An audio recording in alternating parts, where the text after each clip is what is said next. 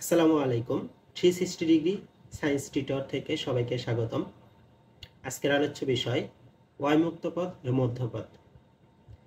দশম অধ্যায়ের দ্বিপদী বিস্তৃতি টাইপ 1 দেওয়া আছে b is equal to y by 2 minus 1 by y square। এখান থেকে আমাদের মূলত নির্ণয় করতে হবে মুক্ত পথ এবং মধ্যপথ। আচ্ছা, মুক্ত পথ নির্ণয়ের জন্য আমাদের একটি সূত্র r প্লাস 1 তম পদ বের করতে হবে। r প্লাস 1 তম পদ ইজ ইকুয়াল টু, নিয়ম কি, উপরে পাওয়ার যেটা আছে আমরা সেটা লিখব 6 চুজ টু r। তো আমরা 6 চুজ r বলতে কিভাবে লেখা যায় এরকম ভাবেও লিখতে পারি, অথবা আমরা লিখতে পারি 6 চুজ r, যে যেরকম ভাবে লিখতে পারো। আচ্ছা, প্রথম পদ কি আছে y বাই 2।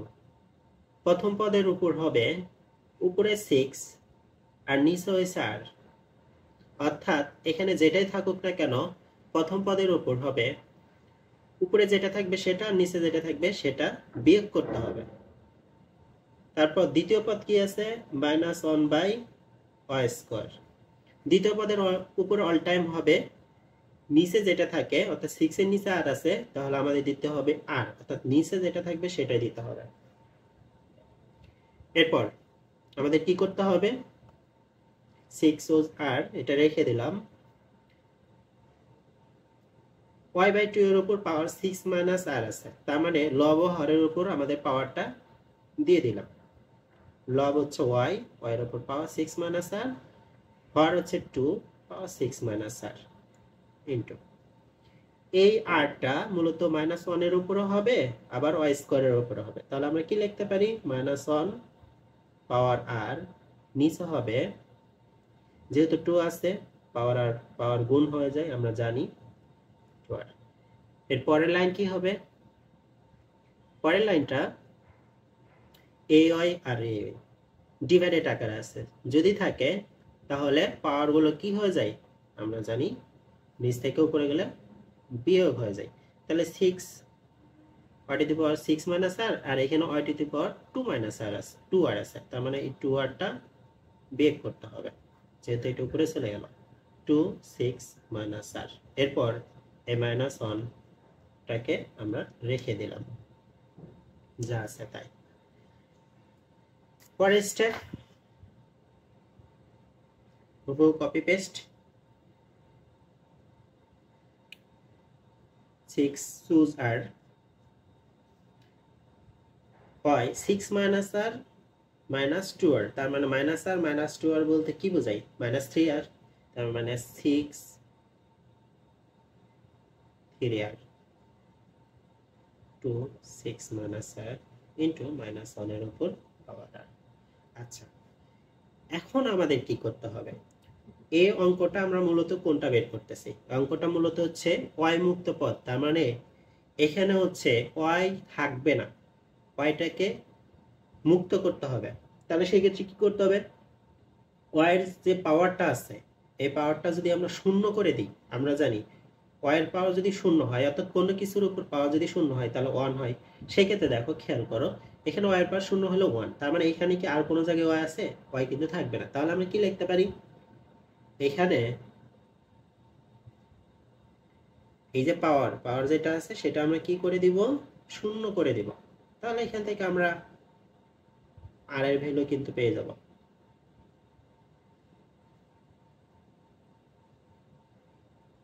তার মানে আর এর ভ্যালু আমরা পেলাম 2। তাহলে আমরা কি লিখতে পারি, আর এর ভ্যালু যদি এই জায়গায় বসায় দেই, তাহলে খেয়াল করে একটু আমরা ক্যালকুলেশন করে দেখি ঠিক আছে কিনা। 3 ইন্টু 2, আর এর ভ্যালু যেহেতু 2, তাহলে 3 দুগুণে 6, 6 থেকে 6 বাদ দিলে 0, তার মানে y এর পাওয়ার 0 হয়ে যায়, তার মানে y এর পাওয়ার 0 বলতে 1। তাহলে আমরা লিখতে পারি, সুতরাং y মুক্ত পথ,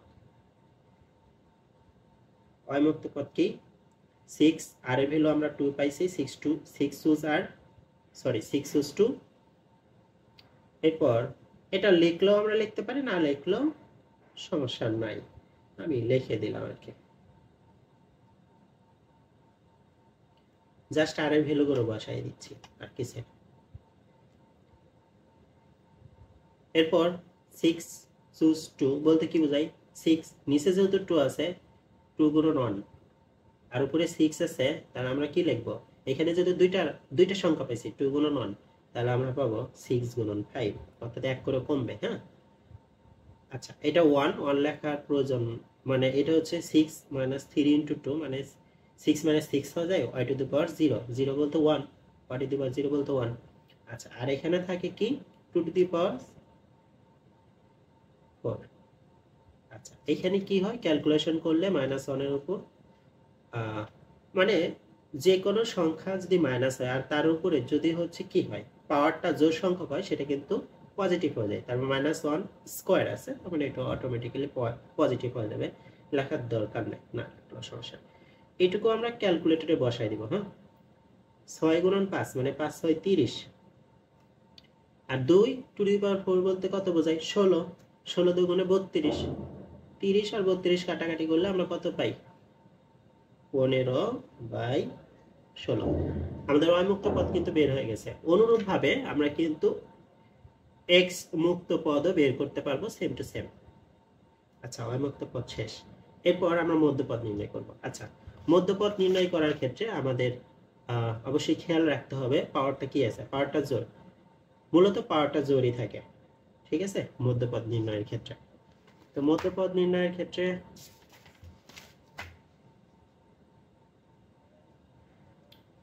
তো মধ্যপদ আমরা লিখলাম,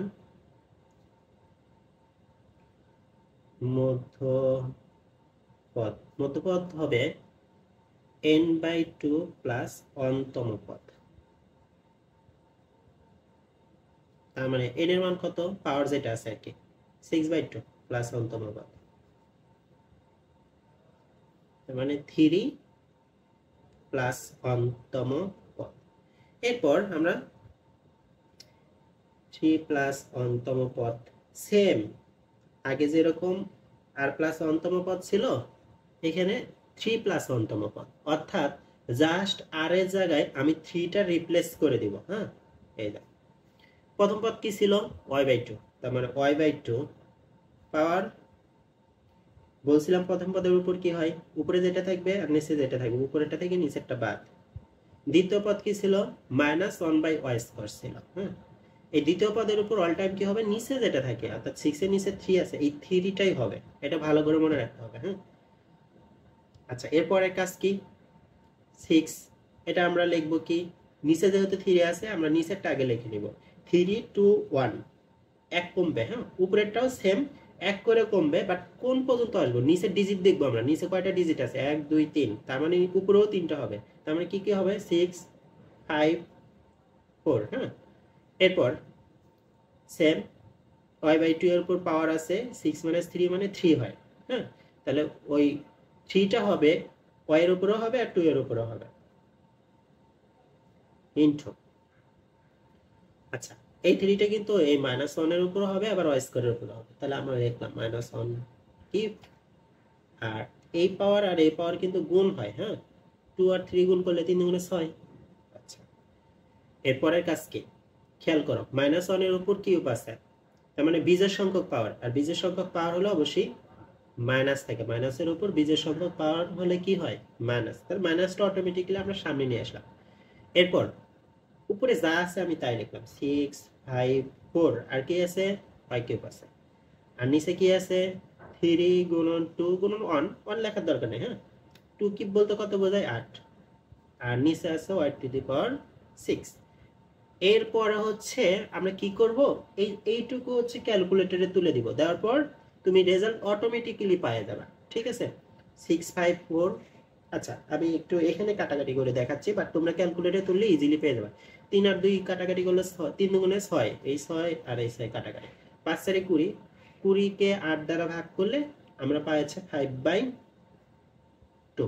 এরপর খেয়াল করো, y আছে 3টা, নিচে আছে 6টা, তাহলে আমরা যদি y কাটাকাটি করি, y কিন্তু নিচে 3টা অবশিষ্ট থাকে, তাহলে আমরা নিচেই লিখব y³।